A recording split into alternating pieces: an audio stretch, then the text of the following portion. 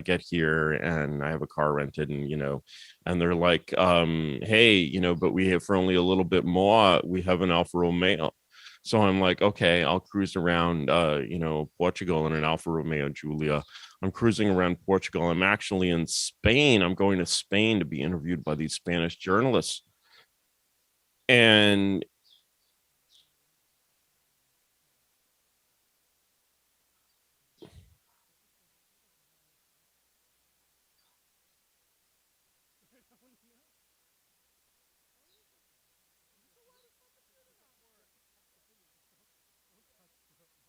all right. Let me just briefly, say a few things about Europcar. So I'm driving around in this. My daughter and I are driving around in this Alfa Romeo Giulia, which is a beautiful car, handles wonderfully. And then the like needs oil light comes on, and I'm like, uh-oh, because basically modern cars don't need topping up on their oil. And so I put in a quart of oil light is still on. I put in another quart of oil light is still on. And bear in mind, I rented this car in Portugal, but I'm in Spain. And so after putting in like 3 quarts of oil, I'm like, now the motor is starting to die. I'm like, let me get to somewhere I can be, call the car company. And, at first it actually works. They come and tow the car. It's too late. I'm hanging out and getting drunk with these Spaniards. And then the next morning, they call and they're like, hey, we've called the taxi for you to take you to this other town in Spain, Badajoz, and there will be a car for you there. And I'm like, absolutely great. I'm going to walk around Merida for a little while, see the Roman ruins, go to Badajoz. The taxi takes me to Badajoz, and they're like, who the fuck are you? And they're like, and I'm communicating with them in my rudimentary Spanish, and they're like, I can't even imagine how this would go if I didn't speak Spanish. And they're like, who the fuck are you? No, you absolutely cannot rent a car in Spain and return it to Portugal. What? Who told you this? Right? And this like day-long thing proceeds, and then finally it's like, the Europcar people call me back. They've got a reservation number from the place in Badajoz. They finally talk to these people. I go back, and they're like, this is a reservation for 1 day for a car to be returned to Badajoz. And I'm like, what? And then finally after their siesta, it's like 6 p.m. a Portuguese car pulls in. Somehow you can return a Portuguese car in Spain, but not a Spanish car in Portugal. It turns out that Europcar is just a brand, and like Portuguese Europcar and Spanish Europcar are totally different, sort of, maybe not. Finally, I get this. Yeah, it's almost like a franchise. It's like, but this whole sort of like, Latin American experience. Sorry, I have dog issues. Hello, boss, would you like to say something for the camera?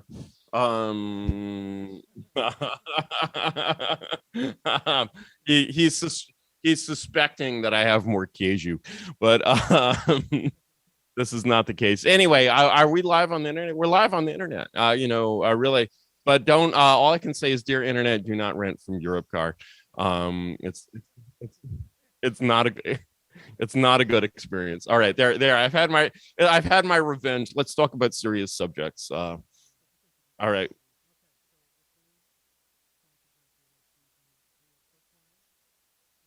Damn.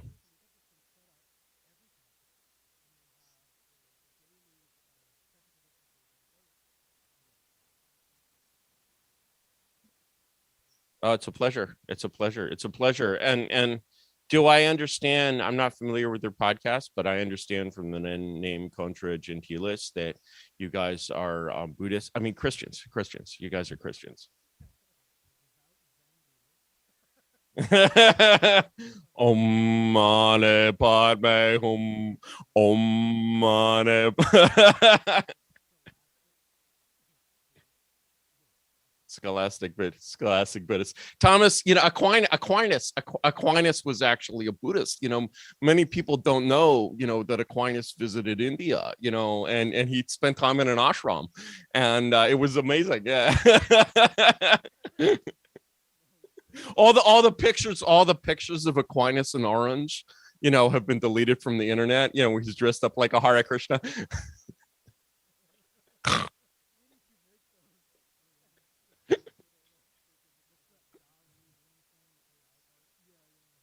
Yeah.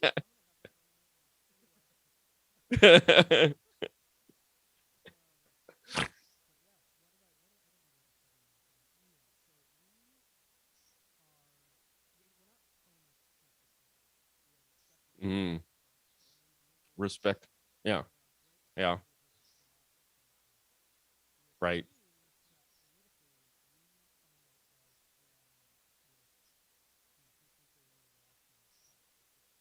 Mm-hmm. Mm-hmm. Because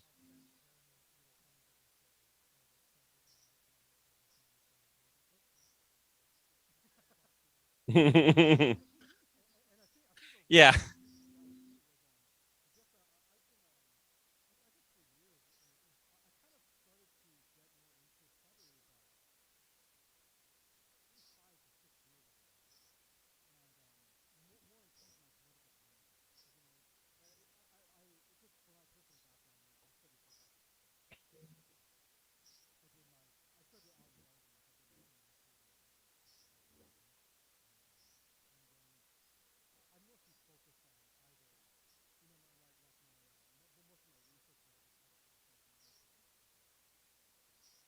Got it. Got it.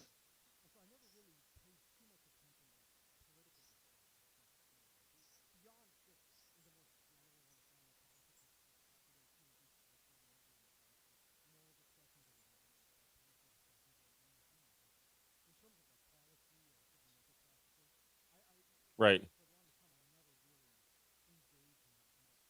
Well, they don't really have politics in Belgium, right? I mean, they or some, right? Yeah. but then in the immortal words of Mel Gibson, you were gang raped by a pack of Moroccans. No.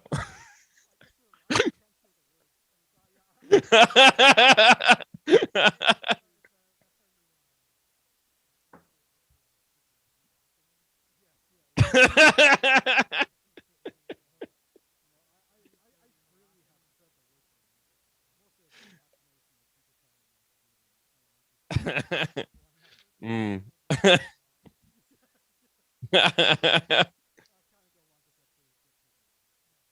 Yeah, and indeed. So you had this experience, like this awful traumatic experience, and it changed you as a man.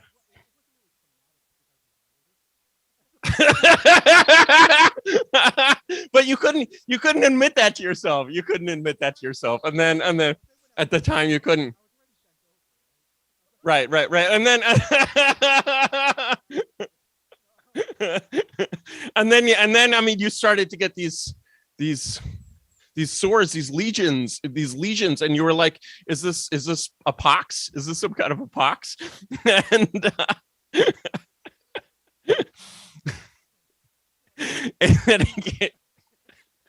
and then I really, this is the wrong tone to start off a serious philosophical podcast.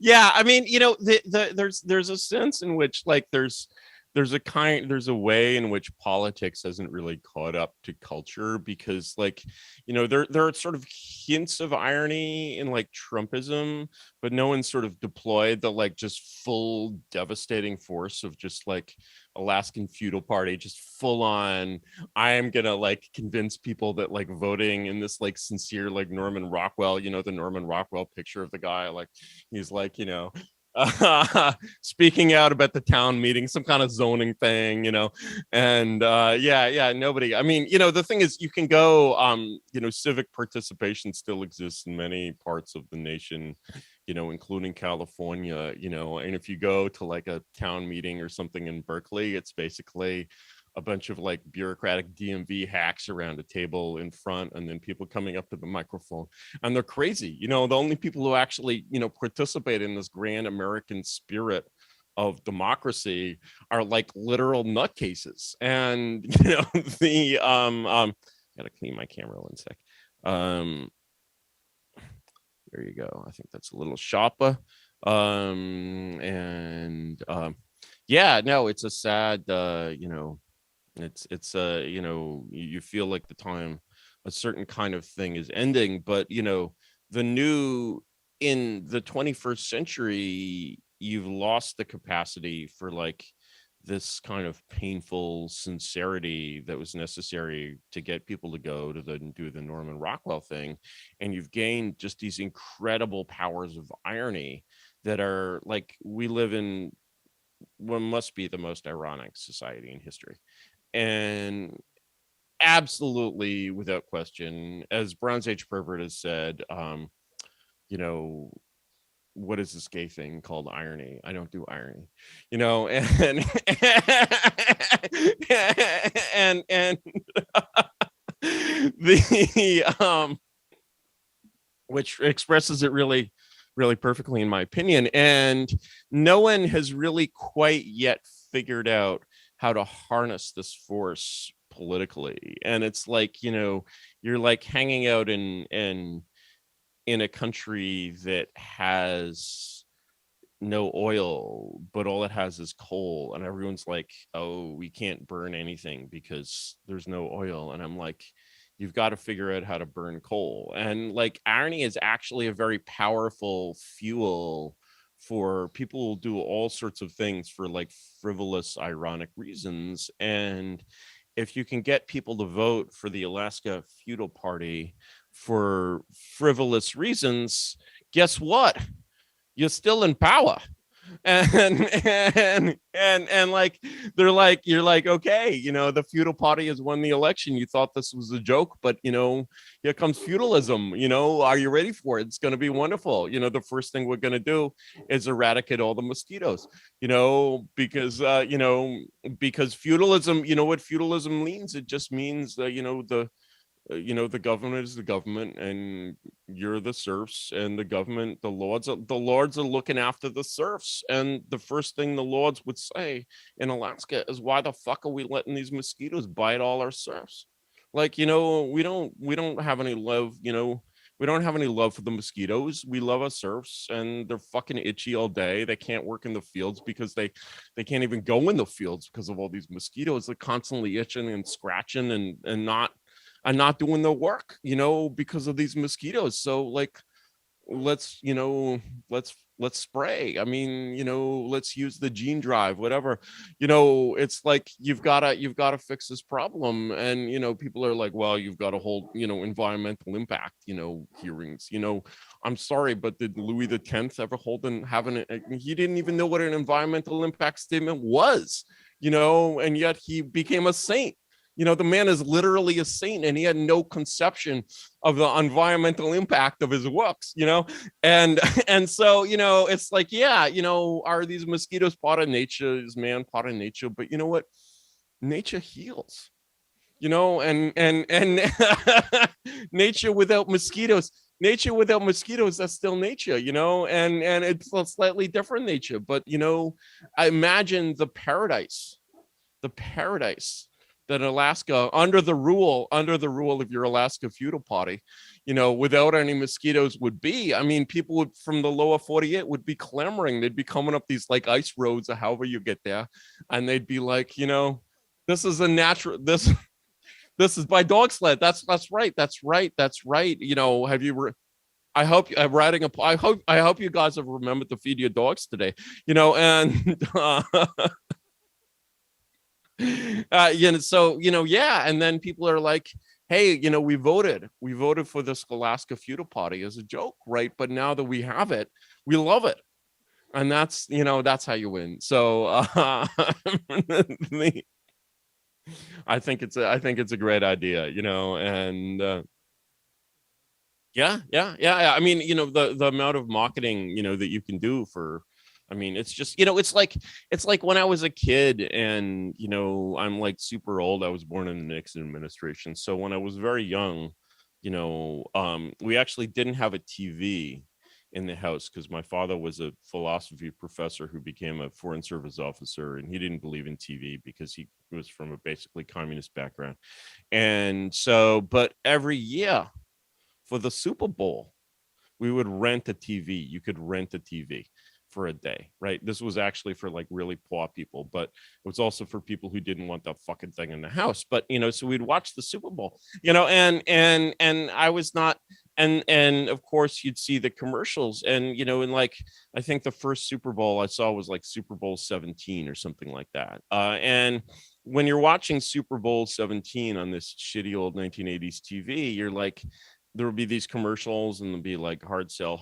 And every once in a while, you'll see this like ironic, funny commercial.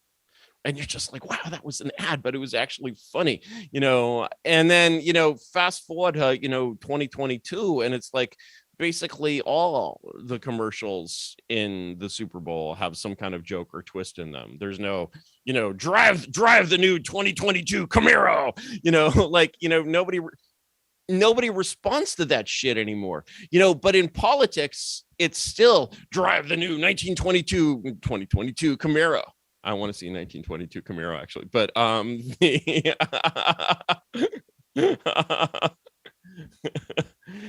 yeah. So there's something out there. There's something fresh. There's in this era of individualism and apathy and moral degeneracy. I mean, it's like if you could monetize degeneracy, like that's, I mean, our whole economy is based on monetizing degeneracy. So, but if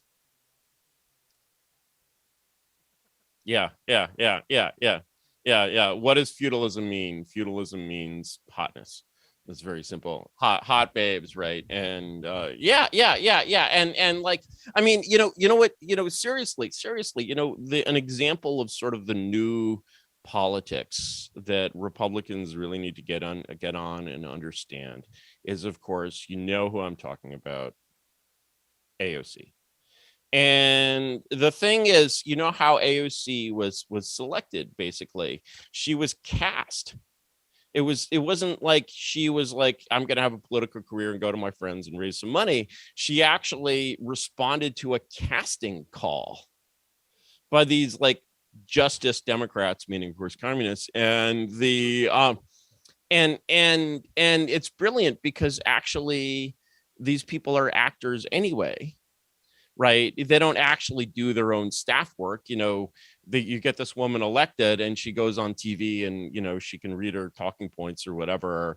And then she's assigned like a bunch of like, busy beaver little, communist Harvard Law School graduates to go and write legislation or do whatever they do. She doesn't have anything to do with that. Like she's not like, sitting in the, I had, my stepfather actually was, on the Hill for many years. He worked in various Senate offices, including Biden's office for a while. And and he's a really devoted regime soldier. Like his devotion is really admirable in a way. And I asked him once, I was like, Charlie, was there ever a time when you were in the Senate and you saw there was a senator making a speech on the Senate floor, and that speech was so compelling was so convincing that it convinced another senator that was in the audience to change his mind and thus his vote. And Charlie, who was a very diplomatic man, was like, I'm sure I'm sure at some time it must have happened, but I never saw it. And the thing is that basically and the thing is basically, like, that's as good as admitting that whatever this thing is, it is not a parliamentary body, because that is the whole principle of like parliamentary governance, right? What it is a very strange thing, but it is not a parliament. And so given that it's not a parliament, why this sort of fake pretense of like we're going to elect these like sort of statesmen who are like have these like philosophies, right? And they vote based on their philosophy, and they're deliberating, and I mean, this is all bullshit. Like, none of this is true. And the thing is, everyone is sort of presenting this like facade of this sort of sterile, stale, dead Norman Rockwell facade. They're sort of going around as if it was a living thing. I was talking to these Spanish journalists the other day. There's a lot of things sort of like this, and this sort of applies especially to sort of any regime that's past its sell date. I was trying to explain in Spanish, because one of these guys didn't speak English. I was trying to explain in Spanish an Edgar Allan Poe story that I think is very relevant to our present political situation, which is the case of M. Valdemar. You guys know the case of M. Valdemar?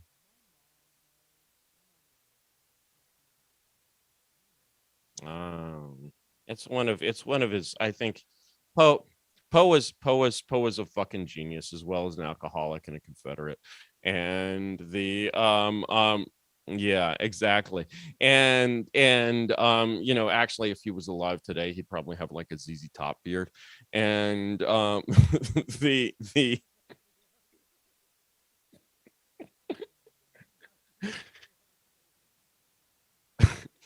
yeah, that's another DALL-E one, after Aquinas at the ashram, and the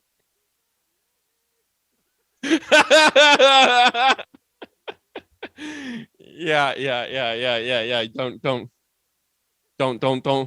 Don't laugh too hard. I think the audio was clipping there, and the in any case, in the case of M. Valdemar, in the case of M. Valdemar, M. Valdemar is, he's like some kind of French aristocrat, and he's dying. He's dying. He's got a very serious disease, and they had all kinds of things. Maybe it's the monkeypox. He's got the monkeypox. He's almost dead, and he's like, "Here's what's going to happen. I'm going to hire a hypnotist, and he's going to hypnotize me. He's going to put me in a trance, and this trance will produce an effect of suspended animation so that I don't die. So that I'm just lying on my bed. My breathing is barely perceptible, but I'm alive for sort of months and months and months." And people around him are like, "Cool, I guess." And but he's like lying there, and so someone and he's like trying to speak, and someone comes to visit him. The hypnotist is there, I guess, and someone comes to visit him, and he finally manages to utter from whatever world beyond, between here and the grave he's in. He finally manages to utter. I may be remembering the story wrong, so you can go and read the case of M. Valdemar. Maybe I'm exaggerating, but I believe this is how it goes. He finally manages to utter 4 words after long struggles to speak, and his 4 words are, "I want to die." And the hypnotist breaks the spell, breaks the trance, and immediately the body of M. Valdemar undergoes all of the decay it would have undergone in the last 6 months, but in seconds. So this motherfucker literally liquefies into the bed. and all that's left is this horrific stinking skeleton. And and to me, this is how things that have been preserved past their sell by date, it's like once you actually break the spell, and it's like they want to die, they want to die. And once you actually break the spell, it's like it's like, and this is how like East Germany dies. It's like once you break the spell, like East Germany is going on, the German Democratic Republic, marching, boldly into the future with the workers and the peasants, right? And like once it dies, it's like, my God, from one day to the next, like this thing could never exist. You can't hypnotize a skeleton.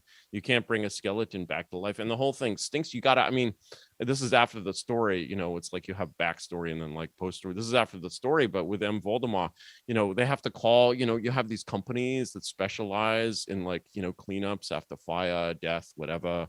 It's a very hard problem. They have to throw away the whole bed, of course. Some of the fluids have dripped on the floor, and yeah, that's sort of how I see when empires fall. They just like, they go from one day like, oh, this thing is getting a little stinky and it can barely talk, and then sloosh, and yeah, yeah, yeah. Mothballs. That's that is generous.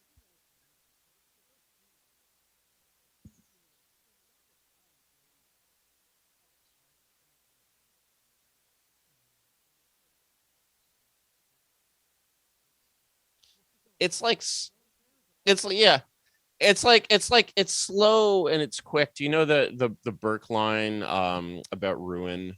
Burke, Burke, who is a young man, he's like the Jane Fonda of the American Revolution, but as an older man, he moderates and he becomes kind of a reactionary, which is a common life trend. But at some point, he's in Parliament, and he's an older gentleman, like us, and a young man comes up to him, and he's like, "The nation is ruined." And Burke looks at him, and he's like, "There's a lot of ruin in a nation."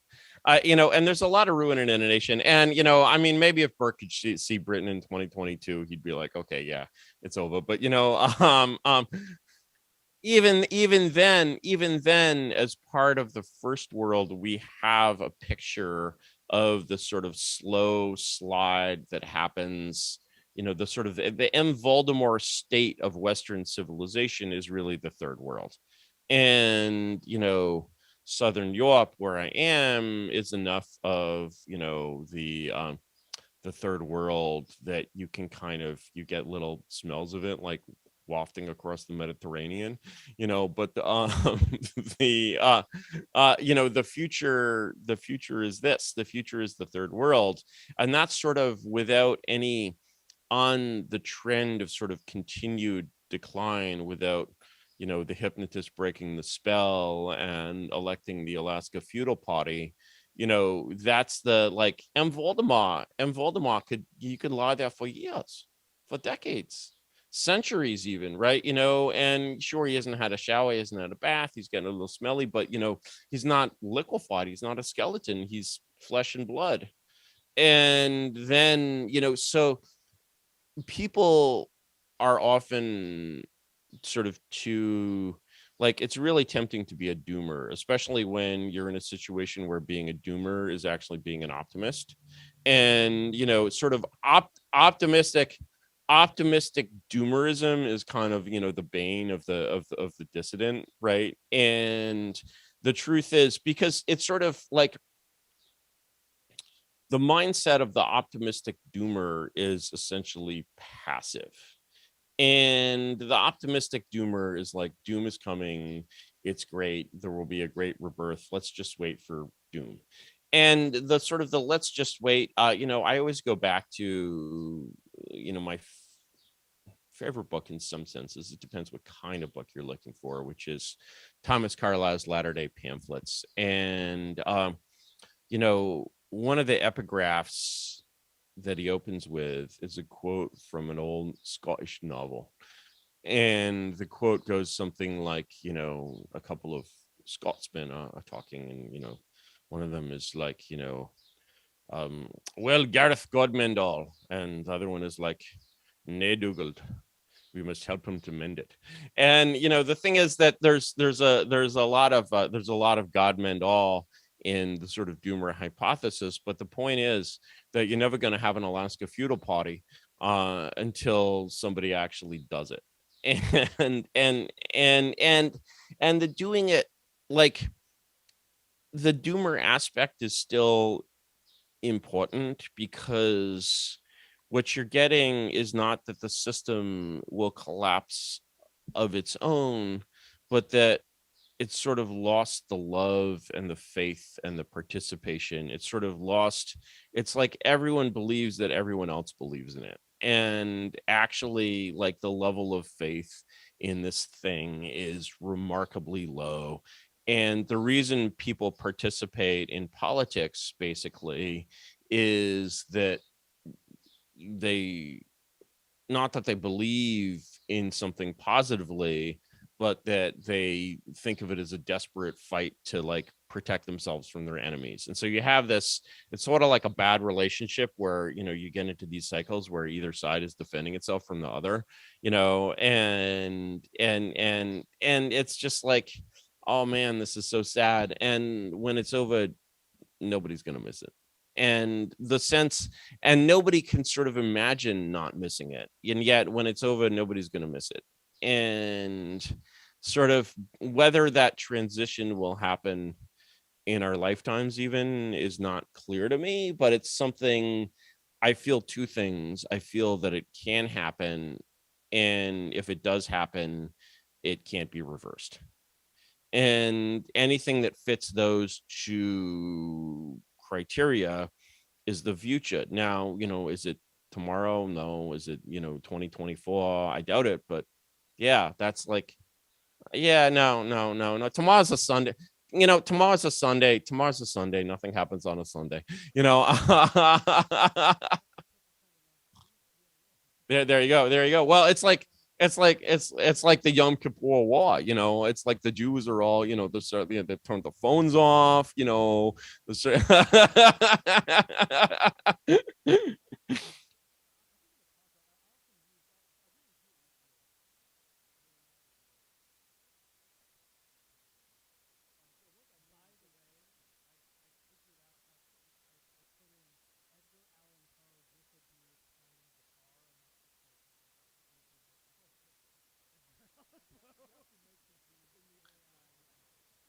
Oh, is there one? Has someone put up a public one yet? The DALL-E thing? Is there, like, can you actually use it?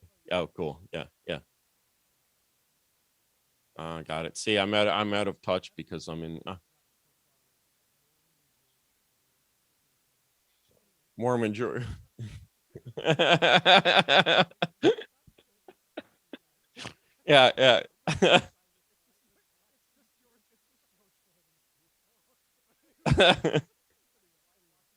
Right. Like George, yeah, George Floyd comes. George George Floyd George Floyd comes up.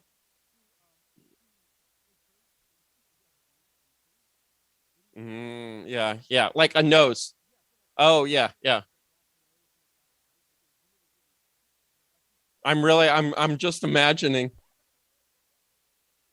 I'm just imagining. I'm just imagining. I'm sure DALL-E isn't really this good, but I'm just imagining, George Floyd, in his Mormon suit with a little name tag, brother Floyd or whatever, and he's coming up to your door. He's coming up to your door with his banana and his counterfeit 20, and Elder Floyd, with his banana and his counterfeit 20, and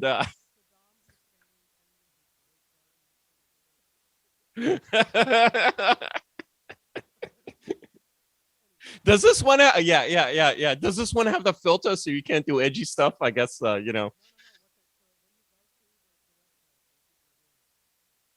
what's the site? Huggingface.com. Yeah, right. And uh,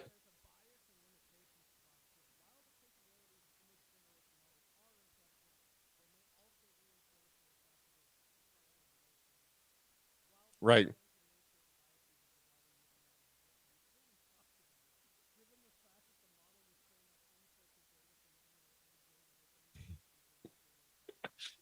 right. Like Elder Floyd with his banana in the Book of Mormon, right?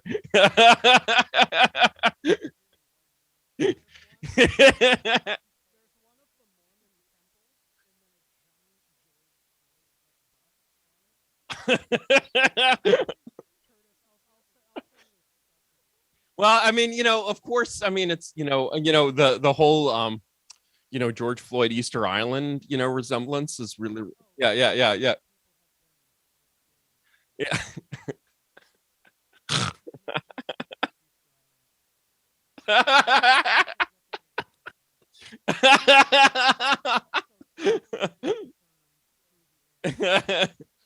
Indeed, indeed.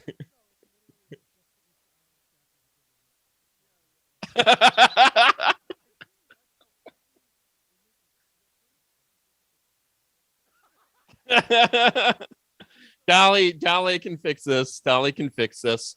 We can, you know,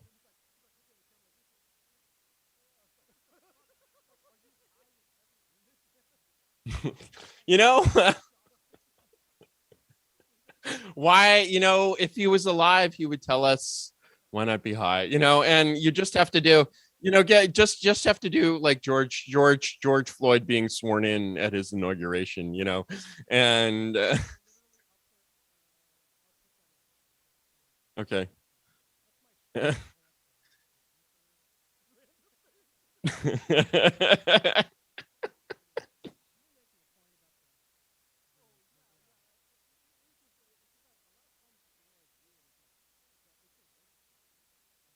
Yeah,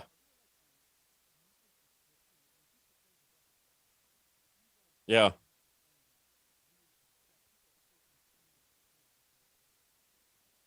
yeah, yeah, yeah, yeah. Well, I mean, we've gone from the death of God to the death of man, right? And people continue to play with the dead corpse of man, but like, in Nietzsche's day, like it was much clearer what the purpose and meaning of a human being is. And now we don't even have that. Like okay, we know what George Floyd was, but what should he have been? What should he have become? Nobody has an answer to that question. And yeah, yeah, indeed, indeed, indeed. Without God, all you have is your banana and your counterfeit 20, and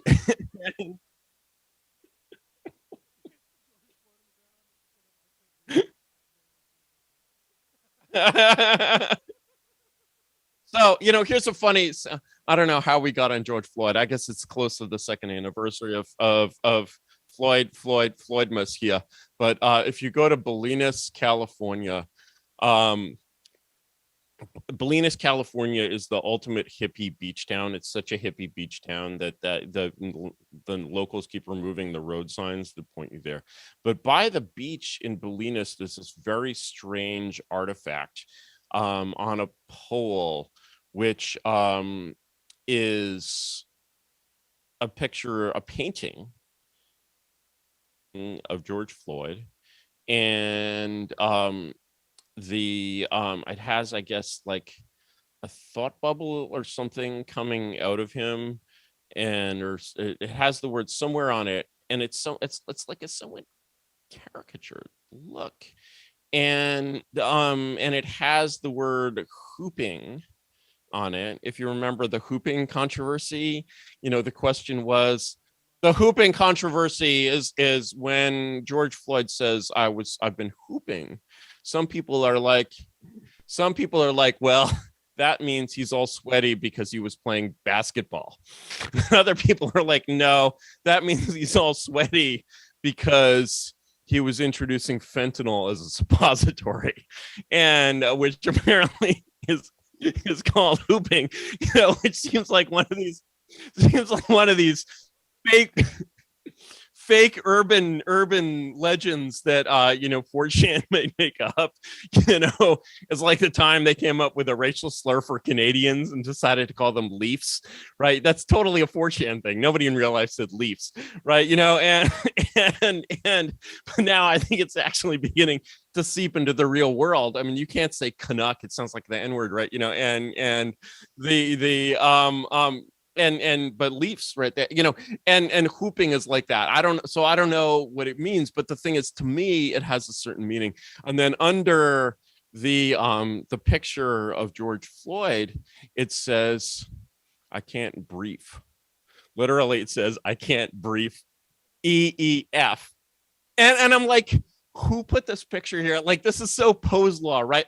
Like I think I can't tell whether this is an act of devilish commentary or an act of like total obsequious sincerity. And clearly the natives of Bolinas, California, who are like hippies. I mean, this is a town where gas costs like $11 a gallon, like it's an hour outside San Francisco. The Republican vote in the town is zero, right? And zero. And like, Joel or Ethan Cohen lives there, but like somehow like either this is this act that is so sincere, it just like nobody can even see like the 4chan interpretation of this, right? And like they can't even see it, or it would be gone in minutes, and minutes. And that's it was sort of became a kind of symbol of the modern, ironic situation for me. I don't know. Sorry, we got some dog activity here. Yeah, it's beautiful in a way. And I wish I took a photo of this. I wish I could share it, but I don't think that works over Zoom. But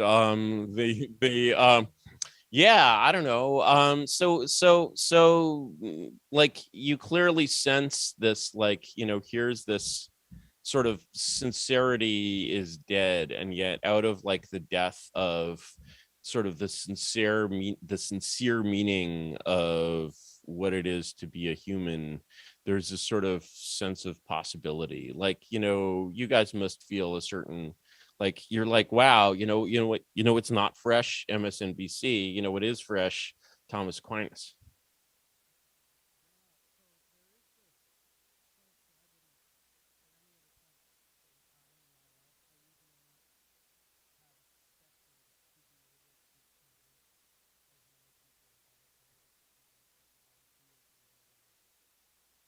Awesome.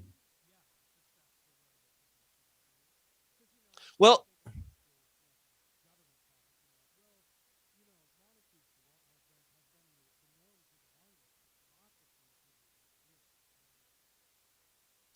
yeah, I mean, it's like one of the things that I sort of see, the so-called vibe shift. One of the things when basically, in this sort of interesting 3D chess, 5D chess, five-corner pool shot, um, way, one of the things that electing Trump did was that it really was an enormous accelerant and stimulus to the American left. It's like, I was talking to a journalist who is a friend of my fiance, and this guy is like it was like a three-way conversation with this other guy who's my fiance's ex, and we're talking, and the I posed the question, who is the person in the last 4 years that has done the most for the New York Times? And this other guy looks, and you can see his brain, working around, coming up with like journalistic figures, and me and the journalist just look at each other, and at the exact same time, we both say Donald Trump. Because Donald Trump like literally doubled the revenues of the New York Times. He like multiplied the revenues of the ACLU by 10. He provided this huge jolt of energy. It's like before Trump, you're like a wine ant, you're reading the e-reader or whatever, and then Trump gets elected and suddenly you're like a member of the French fucking resistance. And you're like wine ant cell, has refocused itself from like Chardonnay and Amy Tan to like, Marie Louise, how should we plant a bomb to stop the German panzers, and like it's true. Yeah, right. Yeah, the resistance, and then there's this sort of funny thing is like, is the word insurrection good or bad, right, I mean, we have people being tried for literally sedition right now. I mean, could I be tried? I feel like a very seditious person. Could I be tried for sedition? No, I have not performed it. Thank you, feds. I've not performed any seditious acts, but we do not condone or endorse sedition. Absolutely not. Okay. Someday, we're going to see YouTube have a trust and safety policy that includes sedition, and like, because imagine, I mean, you're spreading sedition to children. Children could be watching this. Like, this isn't even age restricted, they could be receiving this sedition, right, and like it could turn them into little insurrectionists, and the and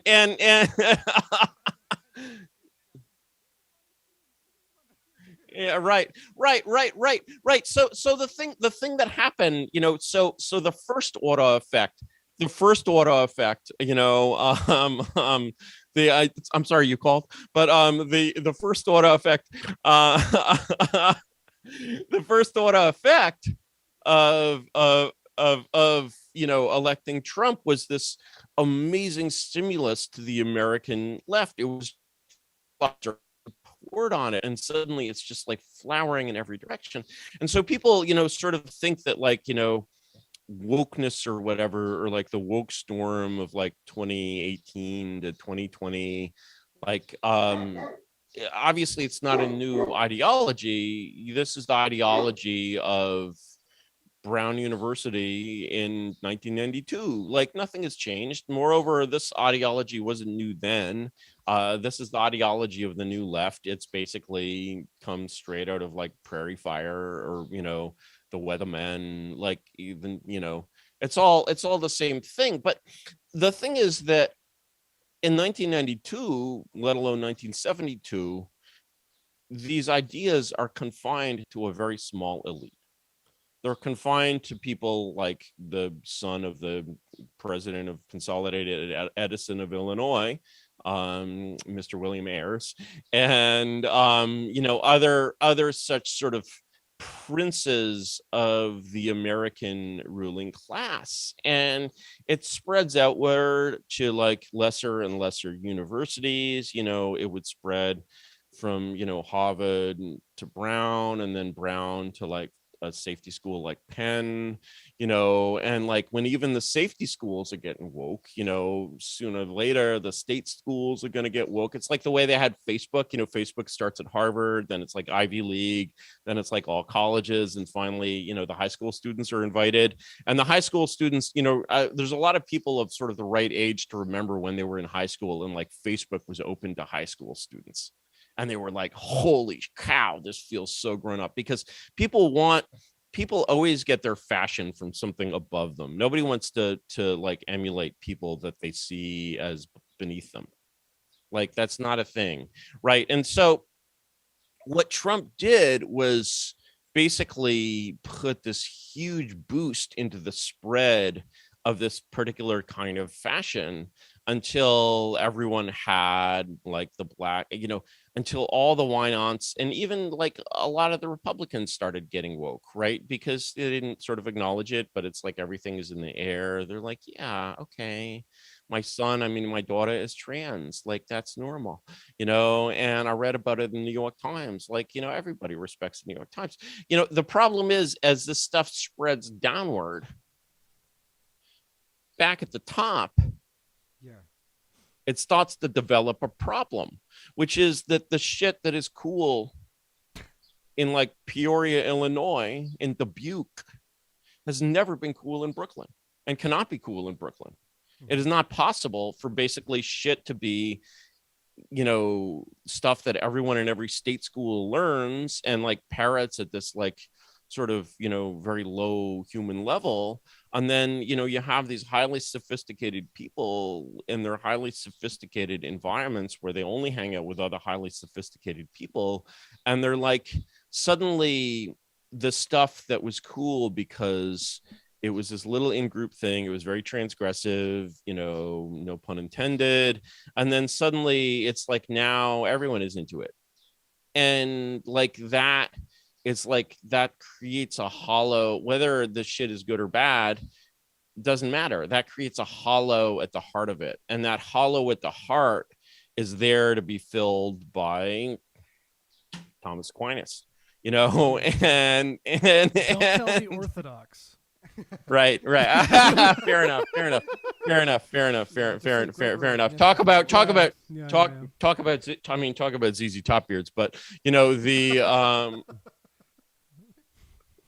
imagine, yeah, that's what you really need. You need a Russian, you need a hardcore Orthodox ZZ Top cover band. And you know, they play only in Orthodox robes. You know, they have the little chasubles, they have like, you know, all the stuff, crucifixes made of wood, the giant ass crucifixes, and then you know, electric guitars, you know, ornamented with all kinds of Christian imagery, and they come out and they start playing, and they, you know, they're like all the they're like all the girls crazy about a sharp dressed man, you know, and yeah, like I can see it, and it reminds me of, I mean, you know, in some ways, like being a child of the 80s or growing up in the 80s, of course, I got into like Cyberpunk when Cyberpunk had just came out, and you know, the first great William Gibson story, you know, Johnny Mnemonic has is like a bit part, just really as a joke or something called Christian White and his Aryan reggae band, and you know, that's basically oh, what a terrible genre. the DALL-E could probably do a great one of that too, and I'm just gonna put in Christian reggae band, but anyway, continue. Christian reggae band, and I mean, you know, and so there's this sense of kind of post-modernity and pre-modernity, in a sense, allying against modernity, and pre-modern people can't really understand the modern, let alone the postmodern.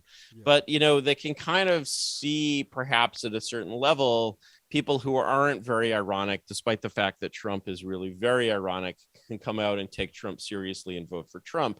And so, you know, I sort of feel like I feel definitely somewhat more than I felt 15 years ago when I just started blogging under the expectation that absolutely nobody would want to hear the crazy shit I was saying. And, you know, but did I feel that there was a path to any kind of future that I would recognize as less than a pit? No, I did not feel that way. And today, you know, I feel I can see these paths more easily. I don't delude myself that they're actually happening, or even that they will necessarily happen in my lifetime, but like I can see them, I can imagine them, I can sort of see how it works at a certain level, and I used to not be able to see that at all.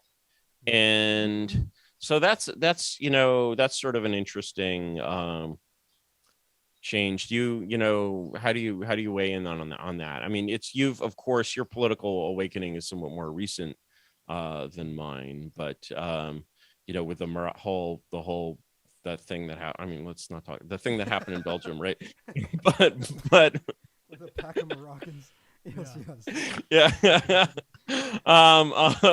But yeah, I mean, you know, I mean, it's like once you healed, I mean, not just psychologically, but also physically, from that moment, you started to think in different ways. But you must have at first, after your awakening, still felt a lot of despair. Is your despair lessening? So I wouldn't. I don't say know if that- it's despair. Yeah, I never really felt despair with it, mostly because I just never really cared enough. So Yeah. there wasn't anything prior to me formulating some of my political ideas that existed before. Like my parents were from Peru. I was raised a Democrat, basically. Yeah, got it. That's what they mostly put me as. But the first time I actually was beginning to engage politically was, I guess, with Trump. I really thought that he was funny, and since I never took the whole political sphere serious. Trump is incredibly.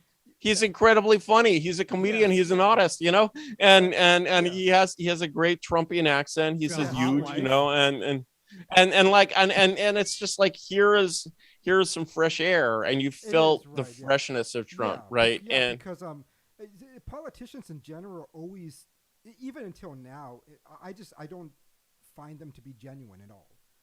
They normally say what is needed to be said. None of them really do anything of what. And somebody else writes the speeches. If Burke in Parliament had, like in the parliaments of old, which actually felt the capacity to rule. When you were first of all, you were elected to Parliament not as like a party hack, but you were like, this is a significant person, typically an aristocrat of some kind. And then, your first speech in Parliament, was called your maiden speech, and your status in Parliament, mattered how convincing and eloquent you were. And when you made your maiden speech or any speech in Parliament, to speak even from notes, even from like not only no teleprompters, nobody's standing up there reading, even to speak from notes would have been considered hilariously demeaning. And then to speak from like a teleprompter where you're up there reading words, and then that those words were written by someone else. I mean, get out of here, And like it would be like me trying to play in the NBA. I mean, it's like, actually, when you stand on you're playing in the NBA on a 7-foot tall motorcycle. You might look like an impressive basketball player. But I agree. And also that I think too many people want their politicians to be ideologues of some sort, like as if they're great thinkers. And it's, I don't want a great thinker. I just want somebody who can pragmatically do shit. This is because that's sort of the basis of the American tradition in a way, is that these politicians, they're not politicians, they're statesmen. And sort of, America was founded by statesmen. It was founded by people with a philosophy, like John Adams is, he may be second rate next to some of the Tories, but he's a political philosopher, and he's a genuine political philosopher. And we have this, like, when John Adams is president, we have a real statesman president. And in some ways, for me at least, opinions vary. Like the first really modern, people talk about Van Buren, but like the first really modern politician is Abraham Lincoln, because he's sort of in the sort of media sense. And basically, Abraham Lincoln is like, Abraham Lincoln is going to be but very good in a fist fight. And Abraham Lincoln is going to be like, I'm going to basically sound like a philosopher statesman while actually being a politician. But I'm going to do I'm going to do an impression of a philosopher statesman that is like 200% better than life, because I'm not actually a statesman. I'm actually a politician, and I'm just saying whatever comes out of my head that works for me right now. And the if you want to read about Lincoln, there's a great book by a guy named Edgar Lee Masters that America's leading poet at the time, called Lincoln the Man. Came out in 33, 34, 35, something like that. And this book was so incendiary that Congress actually tried to ban it. And what was the title of the book again? Lincoln the Man. Okay. and amazing biography, and gets a little too much into some of the sex stuff sometimes, but like the other than that, I had no concept of Abraham Lincoln as a sexual being, so. Well, you know, I like thought he George. was gay or something, wasn't he? No. Well, no. Some people actually do say that. Some people believe that there was some gayness there. Yeah, You know, what's certain is that in his youth, like another tall man, George Floyd, he did porn. You know, and you know, can Dolly do Lincoln porn? You know, and you know, because a lot of girls have that kind of fetish, you know, for the, you know, the wood chipper, you know, he's swinging his axe. What I'm going to do is I'm turning the computer away. I'm just going to put it in, and I will give you a yes or no answer. Okay. Yeah. Because, you know, have they trained, you know, this AI hugging face? Have they trained it on porn? You know, you know, what happens if you type in Lincoln's stepsister? You know, a tall, thin guy. Yikes. You know, you said they said did you just say yikes? Yes. Was the answer yes? Just type in Lincoln stepsister scene, and okay, that's what I'm doing. Oh my god! I've got my, DALL-E compatible browser pulled up. How about Lincoln slave scene? Oh. Which one we're electing? Jungle votes? Fever. How about Lincoln Jungle Fever? I'm gonna do slave scene. Okay. Yes. Anyway, that's disturbing. Anyway. No one has to see this. It's a yes or no answer. So is it yes? No, I don't know. It takes like 2 minutes. Oh, okay, fine. Okay. Yeah. You'll know in a little bit. Yeah. It's fine. Yeah. You'll see the expression on his face. It will be one of great surprise and concern. While he destroys the American Republic. As a sodomite, I don't want to think about. I really do think that was the end of it. Yeah, you call it the War of Northern Aggression or something? I think after that, the American experiment is over. And now was before. We've just been playing with a dead corpse. Yeah. And sure. the war of the over. What? The war of secession is what Europeans call it, and I always felt that was a nice, good, neutral name. But both Civil War and your title have certain political assumptions in them. I don't like one of the things I don't like is like tendentious naming. Like we have these people in the Bay Area who call themselves, and I quote, rationalists, and I'm like. I'm like, you neighbors have never even heard of like Robespierre and the Cult of Reason. Like, you know, like that doesn't ring a bell. Like AP history was clearly not your thing. Right. I don't know, you know. They don't need AP history. They're rational even someone like Peter Avalard, who coined almost every phrase in any logic book you ever find. Yeah. I mean, there you go. Yeah, none of these rationalist motherfuckers ever heard of Peter Avalard. No. You know, and they're going around and they're even going around castrating themselves. I mean, some of these trans people are practically Avalard, right? You know, and I mean you know, Avalard is like, you know, I identify as a woman, you know, but you know, I'm actually a lesbian. Eloise, I love you, you know, and that's how it went down. You know, it's like this has all been airbrushed out of history, but like Avalard was actually, you know, the first trans woman, you know, and chaotic. Yes, yeah. Oh my god. Yeah, you can just call this the Trans Avalard, episode. And I have actually made a list of all of the different DALL-E titles I've been putting in here, so I think I'll Christian reggae band might be I don't know. Christian reggae band, trans Avalard would be a good one, I think.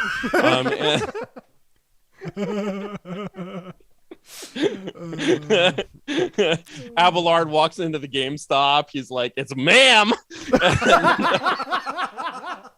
Into the hot top. Logically. Oh my god. So something I think I included in the email is I don't know how much interest you have. So one of the things we cover in the show a lot is theology and metaphysics per se. Yeah.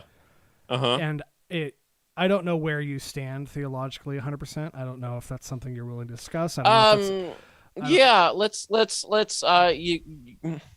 you know, theology is important, and yes. I'm basically I would say maybe a Theophilic atheist. You know, there's this great incident that happened I like that phrase a lot, by the way. I'm a atheist. That's okay. Yeah, I don't I'm not hyper specific, and I actually think that I don't have any theophobia, right? Yeah. You know, and I see a lot of pervasive structural theophobia in our society, and I don't like it.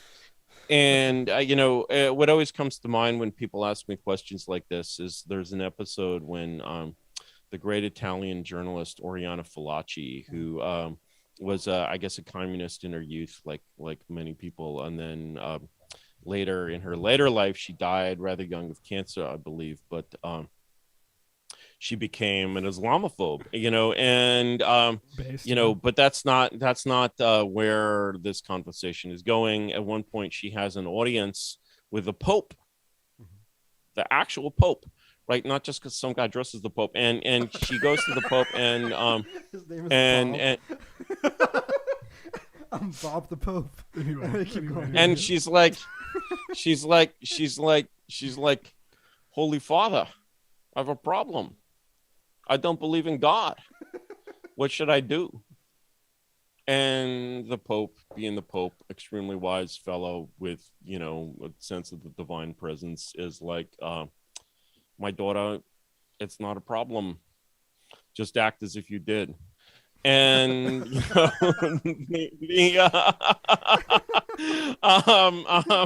you know, that the amount of wisdom in that idea seems to me to be considerable. I mean, one of the other things that I'll say to, like, you know, kind of if I'm somehow talking to like a Reddit tier atheist that had sort of roughly the same theological ideas that I had at the age of 11, you know, I'll be talking to this motherfucker, and I'll be like, you know, and he'll be like coming up with this like atheist shit, and I'll be like, do you believe in Hamlet? And they'll be like, what? I'm like, do you believe in Hamlet? And they'll be like, what? I'm like, do you believe that there is or was a real person called Hamlet? I mean, I guess we saw this film, The Northman, right? You know, but that wasn't real, you know, and do you believe that Hamlet exists, that he ever existed? Like, do you? And they're like, no. And I'm like, okay, but do you find the concept of Hamlet useful? Do you ever think in terms of things, like in terms of Hamlet? You know, there's this great line. My daughter and I were just watching Once Upon a Time in Hollywood, and this is great line where an actor is playing, and I quote, evil drunk Hamlet. You know, and it turns out that Leonardo DiCaprio does an excellent evil drunk Hamlet, and it turns out that the concept of Hamlet is actually a very useful concept, and a very general concept. And to me, the concept of God is sort of that much more general and that much more useful. And it's very easy once you sort of realize, like, the it's like one of the ways that my first way of saying this was very too politically incorrect for this show, and not for this show, maybe for YouTube. Trust us. For YouTube, yeah. You know, maybe for my show, because I'm sensitive on you know, a number of subjects. And the point is that basically in the 19th century, people would say a certain order of things was ordained by God. And how do you translate that into the 20th century Reddit atheist kind of thinking?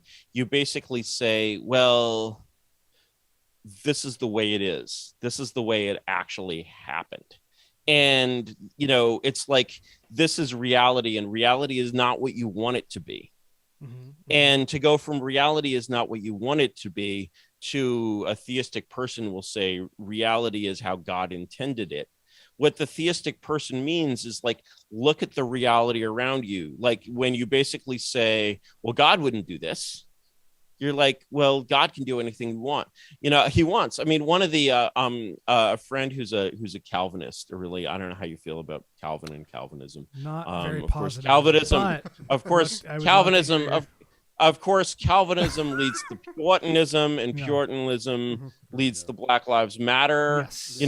But putting that aside, this is a very, my personal guru, Carlyle's a Calvinist, et cetera, et cetera, et cetera. So like, I want to understand Calvinism. So this friend gives me this book by this very interesting fellow named Arthur Pink, who was actually raised as a theosophist. And then he was like the young prince of theosophy, and then as a brilliant man, as a young man, he's like, no, actually, this is all a bunch of bullshit. I'm actually a Christian. And so he becomes a Calvinist, and he's a very unreconstructed 19th century he's not a progressive Calvinist. He's a fundamentalist Calvinist. He's a real Calvinist and an intellectual. And he writes this book called The Sovereignty of God, which is this amazing book. And I think whether you're a Calvinist or a theist or not, you should read The Sovereignty of God. I finished reading The Sovereignty of God, and I'm like, so I have this like Matrix moment where I'm like, I understand predestination, and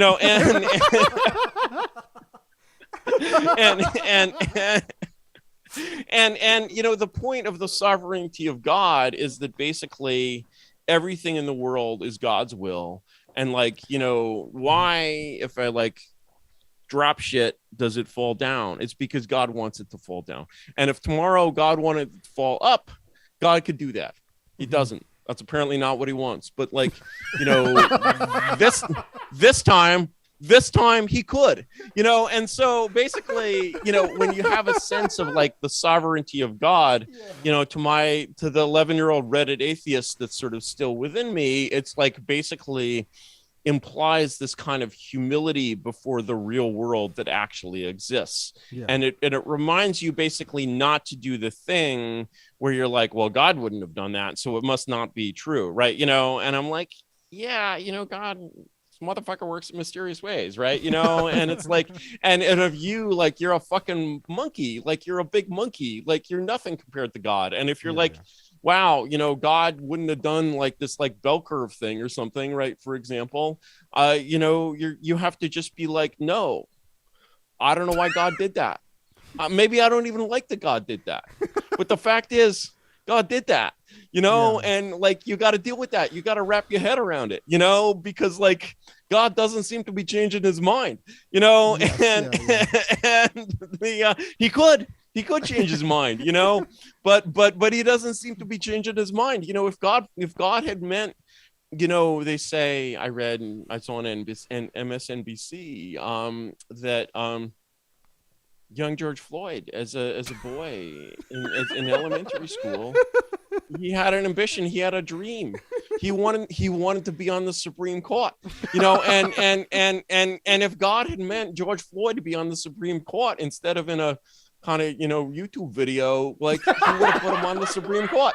He would have found a way. Maybe he could have expanded the court, so it would have been like, okay, you got 9 justices and now you got 10, and the next one is George Floyd. You can make him like the Chief Justice or like the MC Justice, or like MC Justice. And of course, patron saint of fentanyl. Exactly. And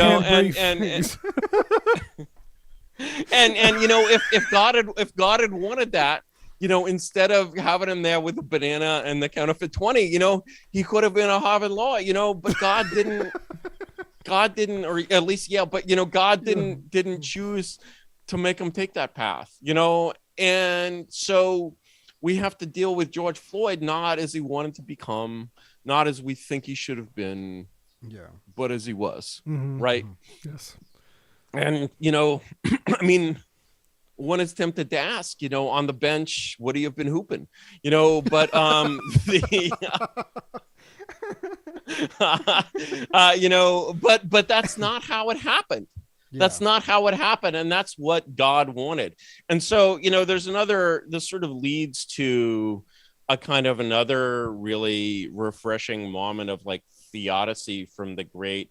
Have you read Maist's, Joseph de Maist's Considerations on France? I do not know who that is.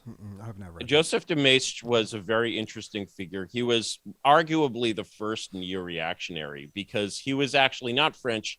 He was a Savoyard, and he was an advisor to the kings of Savoy. And he wrote, his literary style and wit was like an Enlightenment writer. It was like Voltaire, but instead he was the anti-Voltaire. And he wrote the most amazing book on the French Revolution, Considerations on France, 1797, I think. So very early, really. And he's basically like brings up the theology, and in particular the theodicy of the French Revolution kind of right away. And he says, okay, some people look at the French Revolution and they say, this disproves the existence of God. Like, how could God allow this? How could God allow the slaughter of so many innocents? Yeah. And why would God do this? Why would God, who is good, do such a thing? And Mace's like, listen, first of all, God works in mysterious ways. But secondly, actually, what went on here is not so mysterious. It's not mysterious at all. It's obvious. You're just not seeing it. Because the question is, what kind of people start the French Revolution? Who causes this? Who is responsible for this awful thing happening? The answer is simple. The libs. And who are the first to get their heads cut off by these fucking Jacobins? Answer, the libs. This is God's way. This is the French Revolution is nothing more than God's way of delivering the punishment to the libs for their impious and basically lib ideas that, and God was like, he was like, how am I going to do this? How, am I going to order events such that these impious Reddit tier libs, get what's coming to them? Yeah. And then he was like, and he's like, even Louis the 16th, what really causes the French Revolution is that Louis XVI, the heir to, as Charles Maurras said, the 30 kings that made France, and the last king, he's like, he himself becomes they say the revolution is first in the mind of the king. He himself becomes infected by these ideas. He's like, wow, these British, they've come up with something great, the constitutional monarchy. I could be a constitutional king. I could be celebrated by all the intellectuals. The king himself becomes a lib. Mm-hmm. It's terrible. Yes. It's absolutely terrible. And what is God's response? God's response is, this king must die. This monarchy must die. It is no longer a monarchy. It needs his head cut off. And like God is punishing through the agency of the French Revolution. He is punishing the libs. He is punishing France for her impiety. He is doing what needs to be done. And that you don't think it doesn't need to be done. That you're like, oh, the injustice, the bloodshed. God is sovereign. God doesn't give a shit about that. God is like, fuck you. No, this is over. And so, even the state of France today is in a way God's punishment for the Enlightenment. The state of France is God's punishment for the Enlightenment. Right? I mean, now that I say it, it's obvious, right? And it's obvious. And I'm like, this is why the concept of God is useful, right? It allows you to think thoughts like this, even if you don't physically believe that there's some like fairy up in the sky. This is not like, I mean, theology is not like, that's like theology for 6-year-olds, right? Is that God is sitting on a cloud with a long white ZZ Top beard, right? And like, no, that's not what Aquinas believed, right? Right. And or any really serious theologian. Of course, exactly. It's this massive straw man, and so basically this is how you sort of think and act as a theophilic atheist. You're like, wow, this narrative, there's this resonance here, and no, I don't believe in fairies in the sky or anything, but can thinking in the pattern of religion is just an essential part of the human mind, the human brain. There's a reason that there are no like traditional, atheist societies, that no explorer has ever come to Papua New Guinea and like found a tribe of like Redditors, right? Who are like, actually, if you think about it. Right, and they're wearing their like penis sheath and their gourd mask, and they're like, actually, if you think about it. I've entered a reverie. The Kirkland Malbec has inspired the what? The Kirkland Costco Malbec. Yeah. I believe it. That can be some good shit. And of course here in age for 2 years. Age for 2 years. Yeah. We were gonna age it for 3, but then we tasted it and we're like, this is Costco. It's fine. I love, actually. Can I? This is not your sponsor. I'll put in a brief plug for Costco. I wear Kasich jeans. Can I relate to you for just a second?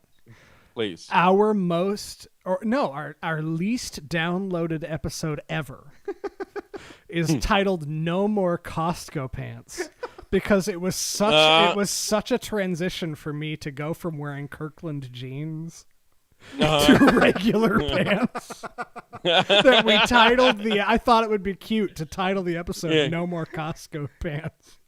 They sound, it's like calling Target Target. That sounds better if you call it Kasich. But well, Jeremy says Cost Company.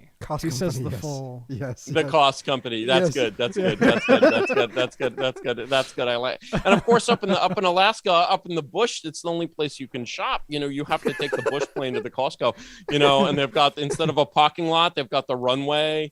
It's sort of patrolled by bears. The bears are surrounding them. They want to get in for the cheap hot dogs and pizza. It's like a moat of bears. Costco hot dogs are maybe one of my 5 favorite foods of all time. The chicken bake. Yeah, so chicken bake is amazing. Have you exactly? Exactly. I mean, what would Aquinas have thought of the chicken bake? He would have been like, he would not stop eating it. He would be like, this is the glory of God. That's what he would have been like. He would have been like, consider the chicken.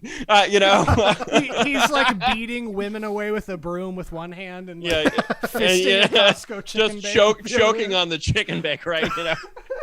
Did you witness the death of the chicken bake, the COVID-19 pandemic? Oh, that was horrible. Why did they stop the chicken bake? No, so what happened? They stopped the chicken bake? No. They stopped the capital T, the chicken bake trademark symbol. Yes.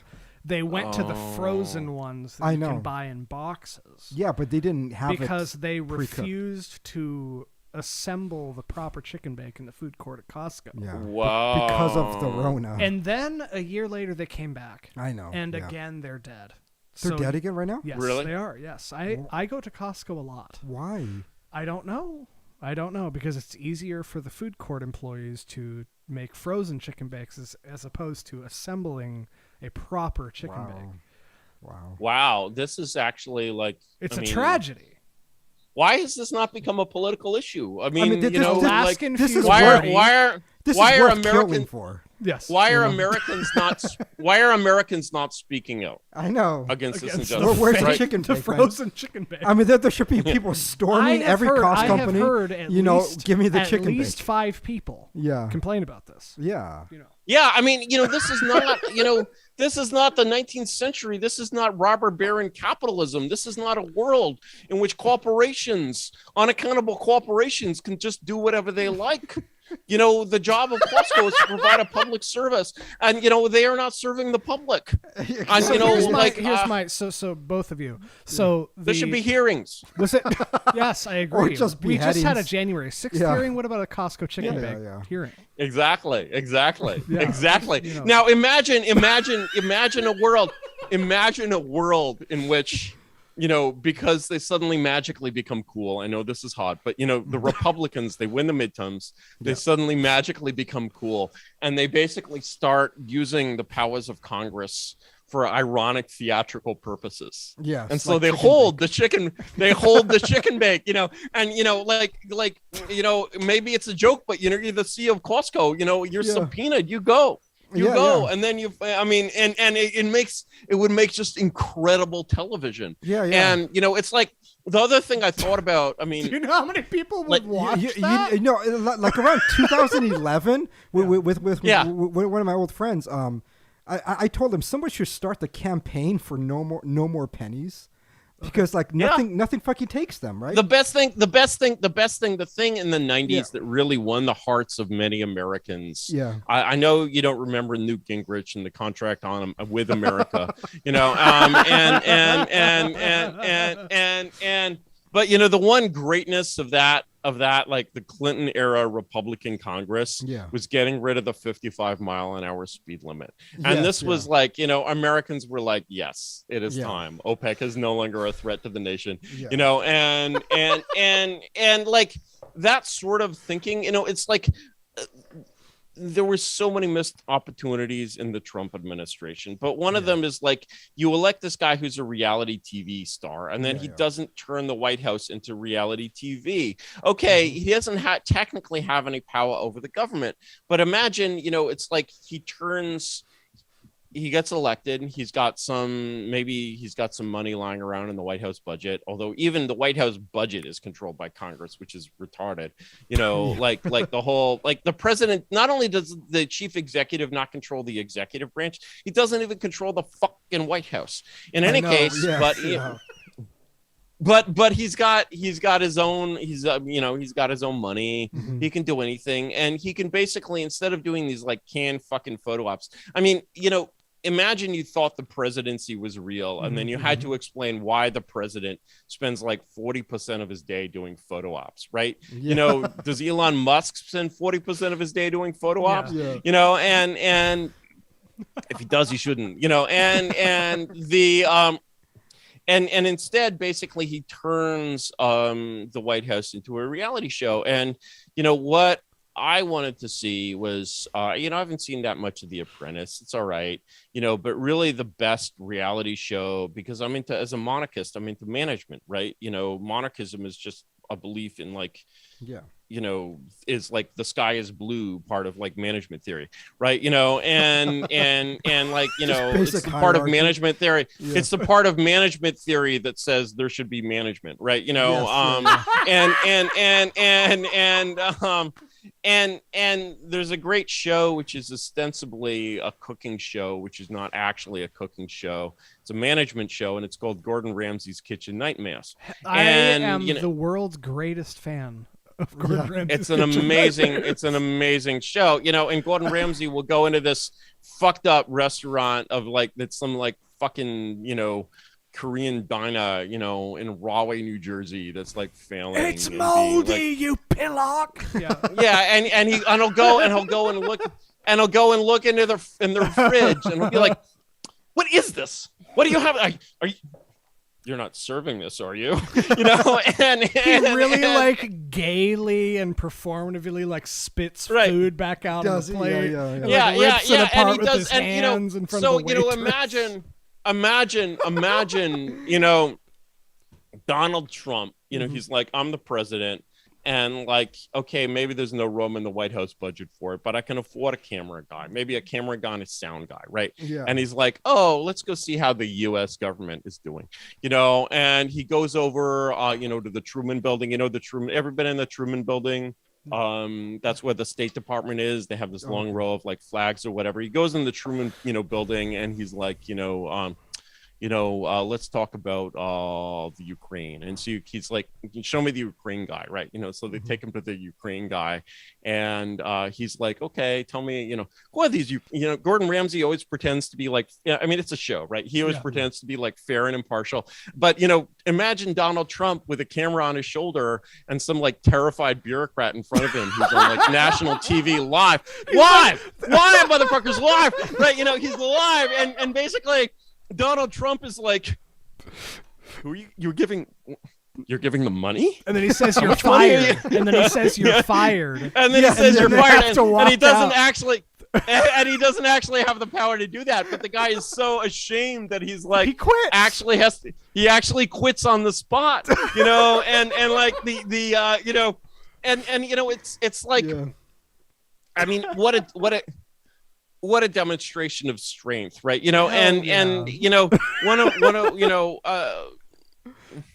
There was a certain political philosopher of the late 90s and early zeros, and his name was Osama bin Laden, and he had this line where it's like great, it's sort of, he sums up this kind of essential observation of political science when he's like, when people see a strong horse and a weak horse, by nature, they like the strong horse. And the thing is, Trump had this way of like projecting strength, but actually he was really, really weak. And when people started to be able to see that he was actually not a strong man, but a weak man, they sort of lost their respect for him. They lost their fear of him, and the knives started like closing in. But the thing is, Trump's mistake was that the government feared him before he was elected, and he didn't keep up the scare. As a great American general Nathan Bedford Forrest used to put it, he's like, what is the purpose of guerrilla war? You got to keep up the scare. And like they start running, you got to keep them running. And Washington was terrified.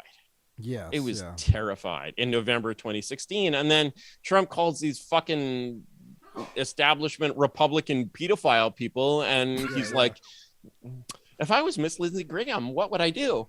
And they didn't say like, bring small children in. And then, they were just like, oh yeah, we'll write your speeches for you. You don't have to do anything. You can be on TV. It'll probably be good for your brand. It's like the moment that I knew that the Trump administration would fail was the moment that I saw that he was not all in.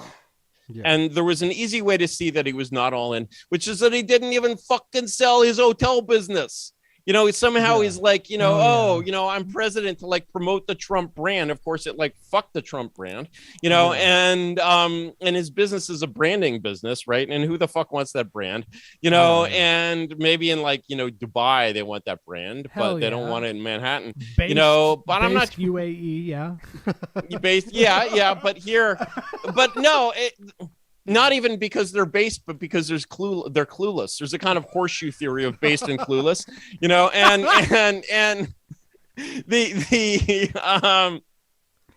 the clueless kind of based will never succeed, like you have to have the clueful base, and the because then you get a little bit of a clue and you're not even based anymore. It's tragic, and the like that he didn't even get that basically he was no longer a hotelier. He had to be a leader. And instead he's just like, I can fake it. And, here are these like fake guys in like suits and ties and like, restraint orders that require them to stay 500 yards away from the school.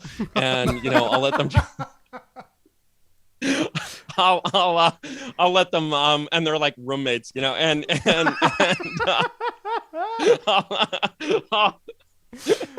I'll let them tell me what to do, except when I ad lib, when I'll be as like funny as and irreverent as I always was, and like the sense of like this sort of huge opportunity that was lost there was just like so tremendous, because he had so many pieces of the puzzle. He was just too weak and too small a man in a way. And there's a world where Trump is a kind of John the Baptist, someone who has the real, Trump. I mean, in like 2012, I was talking about this and I was like, the country needs someone with a kind of kingly presence, what the Arabs call baraka, you know, the sense of being a king.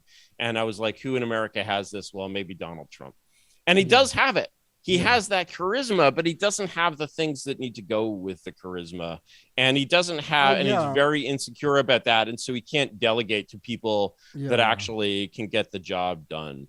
And, you know, someone who I've heard has been talking about running, who has a similar charisma, is Kanye West. And what I've been told is that Kanye West's idea is like, I'll get elected and then have Elon Musk run the country, which I must say is a much better idea. And because, you know, you don't have to be, I mean, you know, Elon Musk is like, I mean, he's some kind of African, right? You know, but he's an African American, really, you know, but so you can't really elect this African motherfucker as like our first African president, because the Constitution says you can't have a president who's from Africa, right? You know, but he could be the chief of staff, you know. I mean, Henry Kissinger wasn't from America, he was from like Mars or something, you know, but like, you know, he could still wield power, you know. So, but the problem with Trump is he can't delegate because he's too insecure.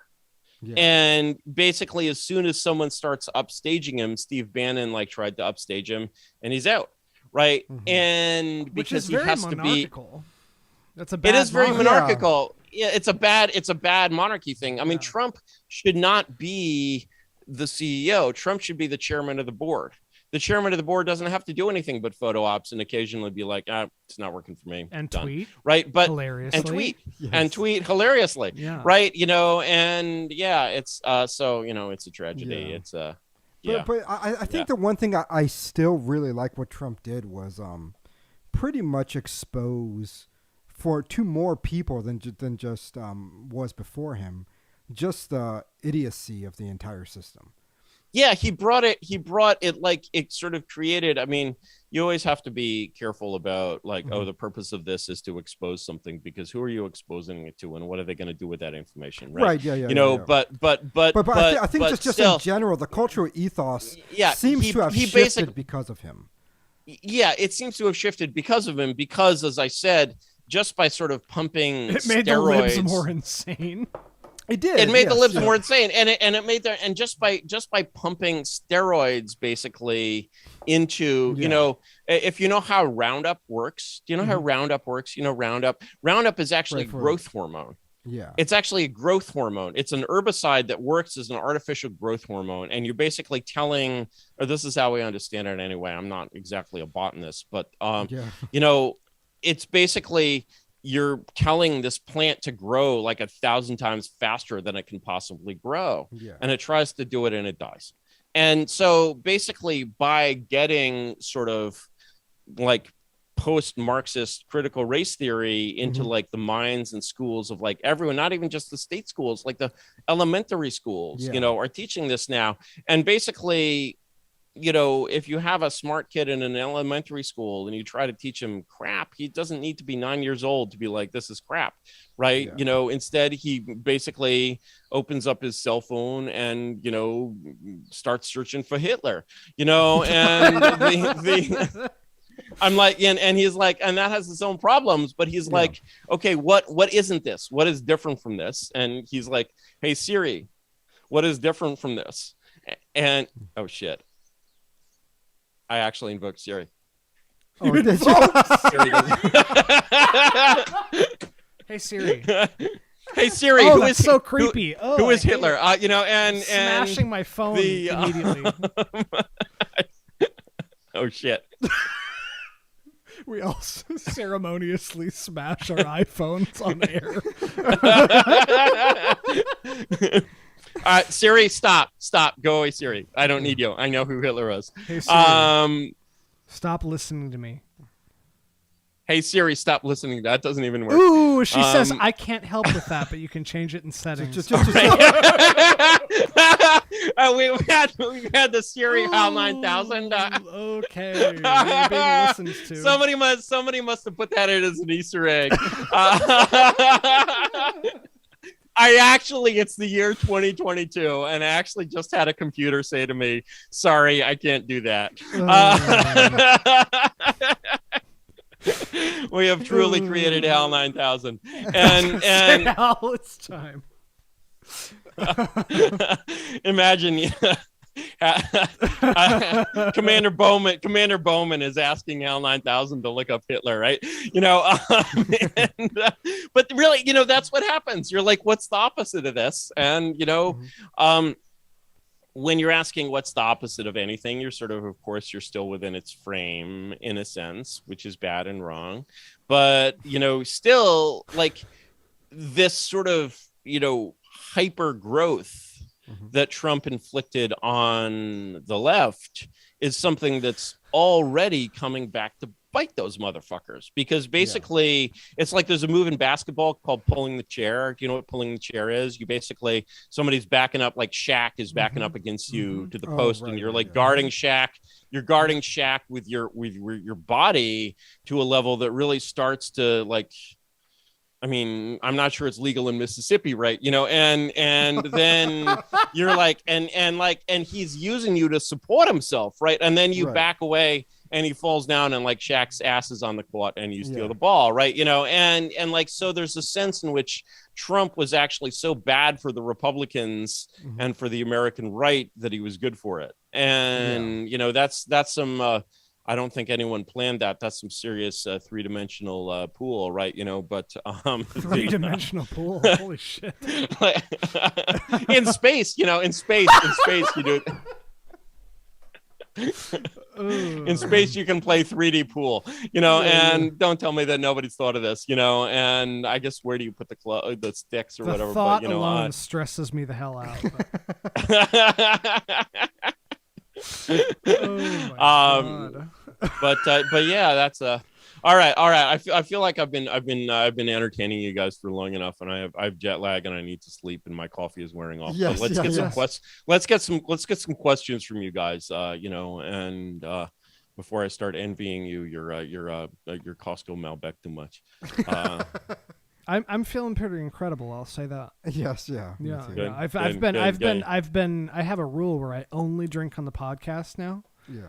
And that makes drinking on the podcast less tenable generally. Well, it would be cool, to maybe start an urban legend or something that like wine is like weed, like where they're like, like Cabernet and Malbec, like get you drunk in different ways, like you're like, from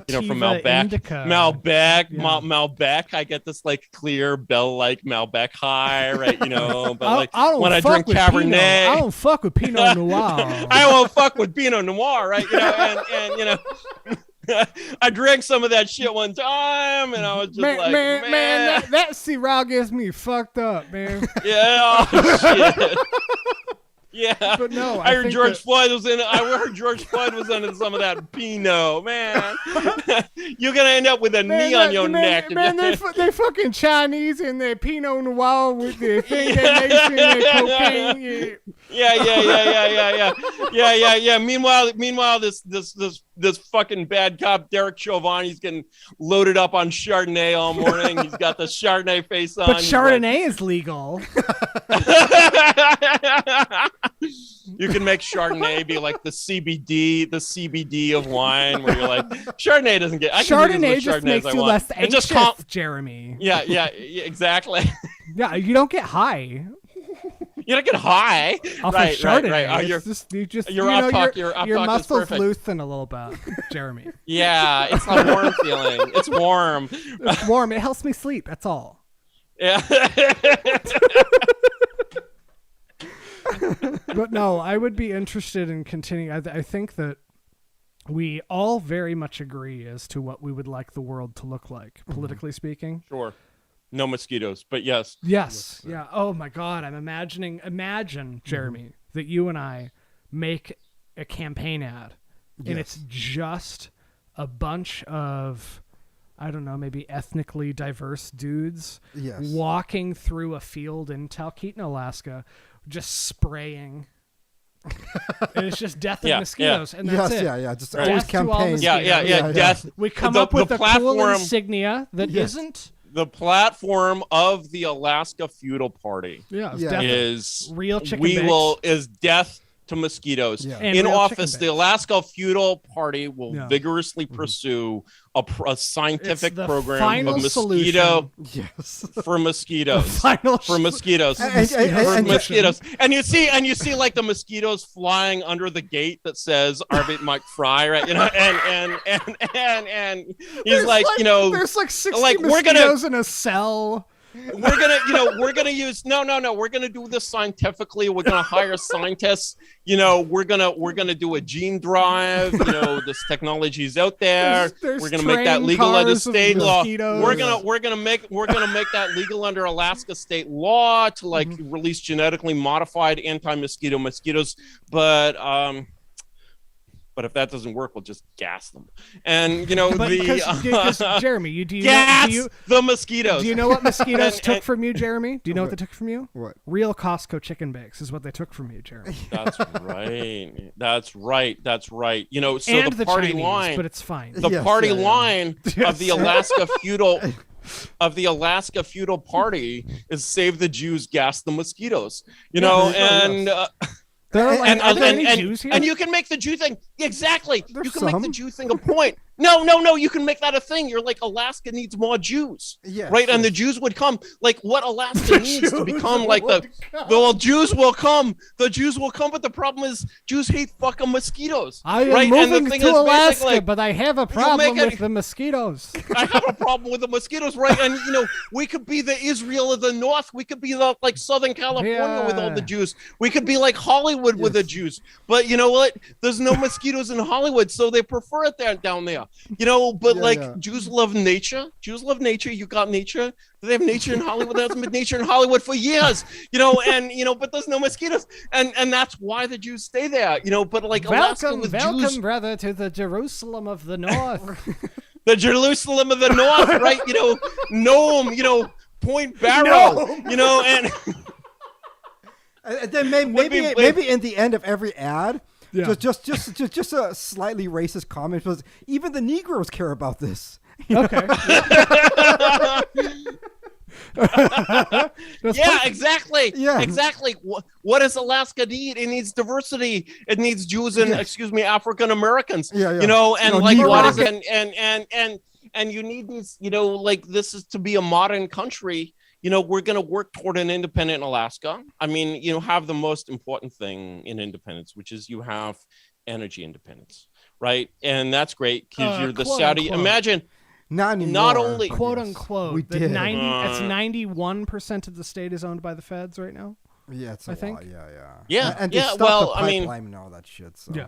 Well, after you secede and become the combined Saudi Arabia Kingdom and of Israel, the kingdom, the kingdom of Alaska. King is my the kingdom of Alaska. You know, so let me just tell you a quick anecdote. You're laughing now.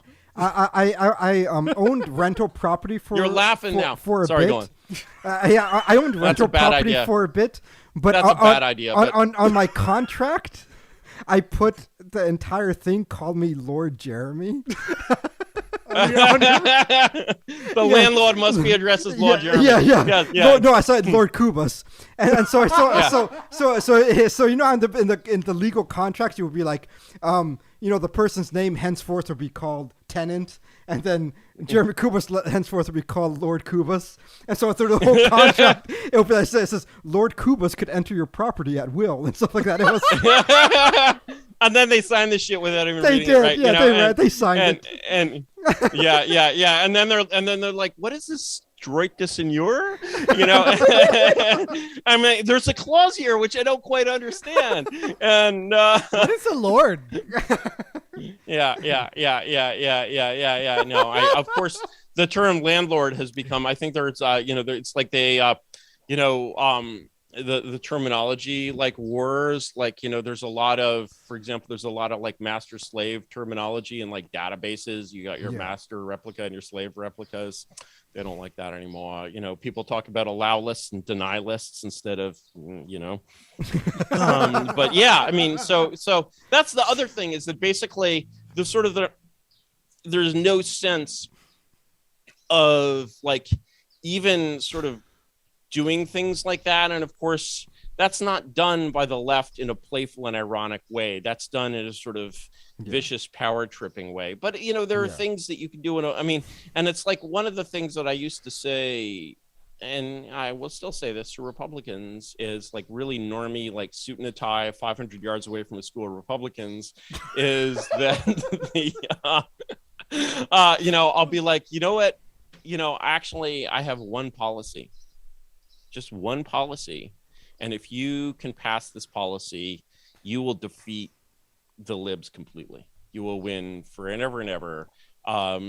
And they're like, tell me, Lord Molbug, what is your policy? And I'm like, it's very simple. All you need to do is take all of the streets in America that are named for Martin Luther King and change them to commemorate another great American who happened to be born on the same day or thereabouts. By which, of course, I mean General. I have no idea. I don't know. Well, some think his name sounds kind of Chinese. I don't know. The Malbec has me. I can't. General, I'm trying. General. Well, I mean, obviously, he looks like Ben Bernanke. I don't know who that is. Robert E. Lee, right? So, you know, basically. Yeah. Oh. Wait. Oh, I was thinking the same like day and year. Yeah. No. Okay. You know, the Okay. and of course they're horrified. They're like, what good would that do? And I'm basically like, of itself, nothing. But look at who you'd have to walk over to get there. And basically, I'm like walking over these people to that extent.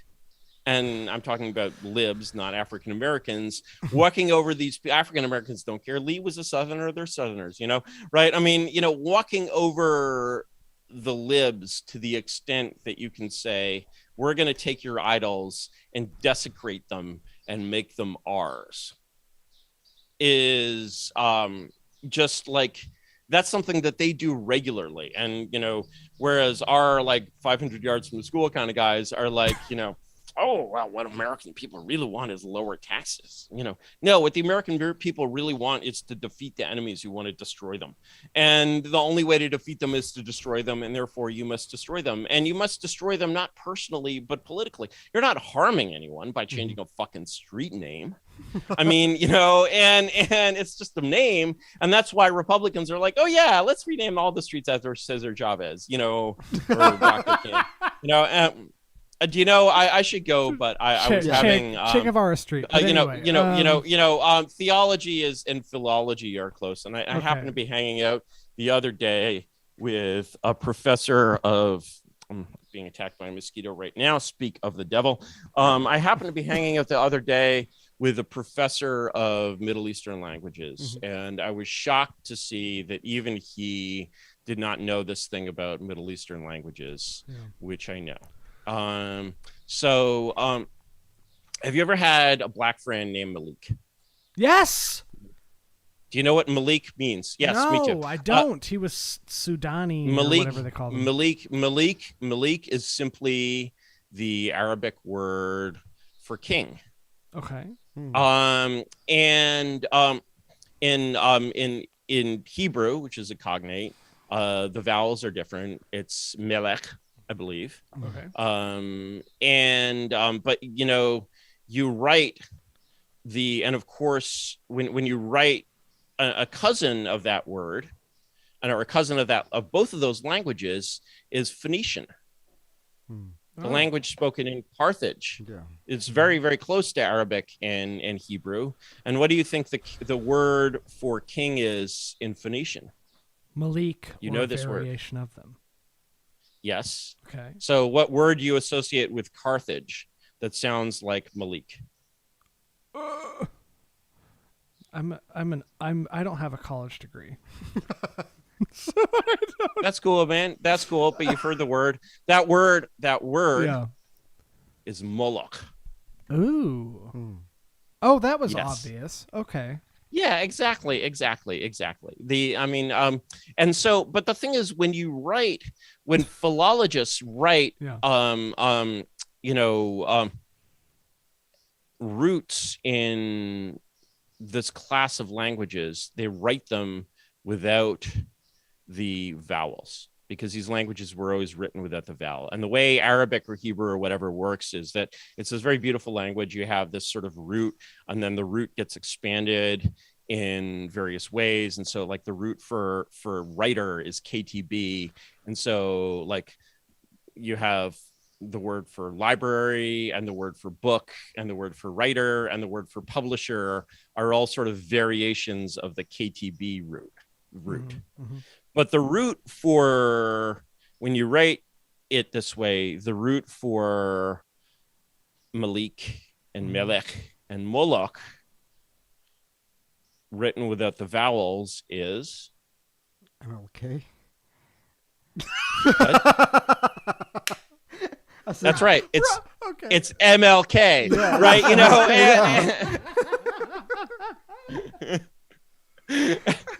and I was shocked. I was just like assumed that this correspondence would be like completely obvious to someone who's a professor of Middle Eastern languages. Yeah. But apparently it had just occupied a different part of his brain.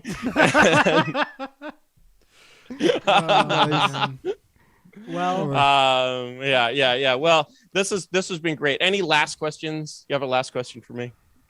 I feel like we have a lot to unearth. If you would like to, at some point, join us again, at some point.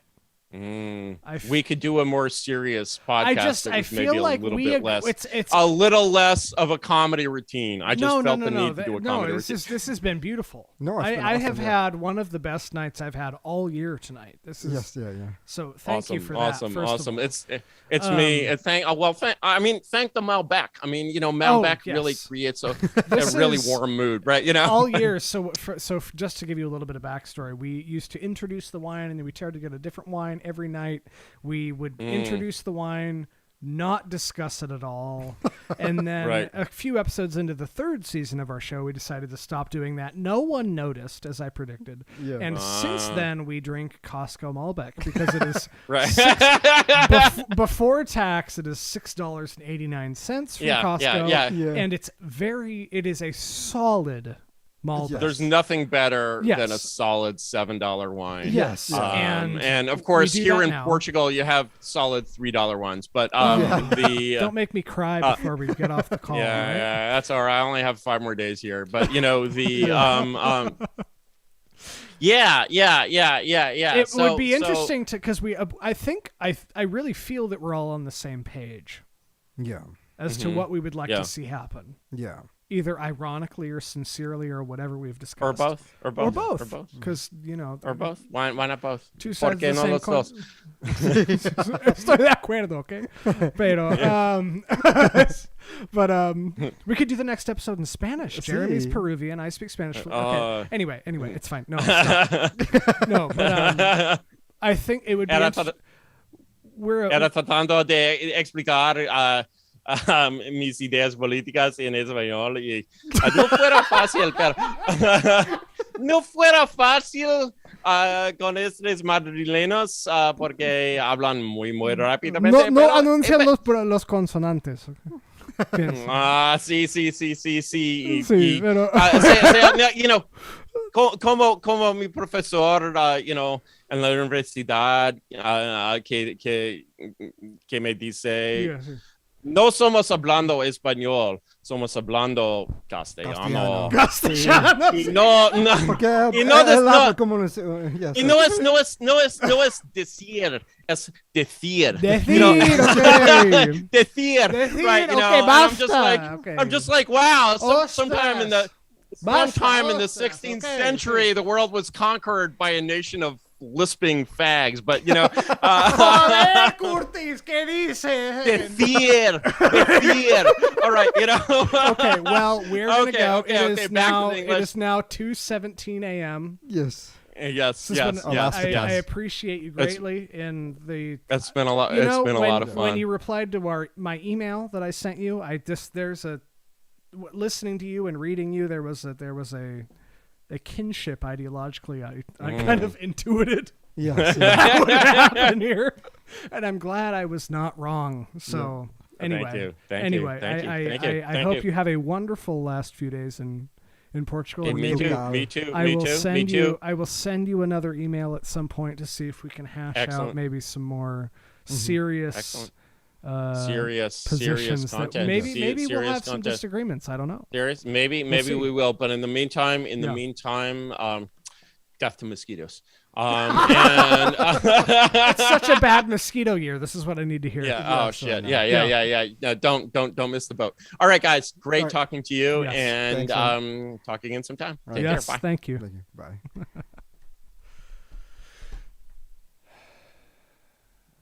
Stop the live stream. Stop the live stream. Well, thanks, guys. We'll talk to you.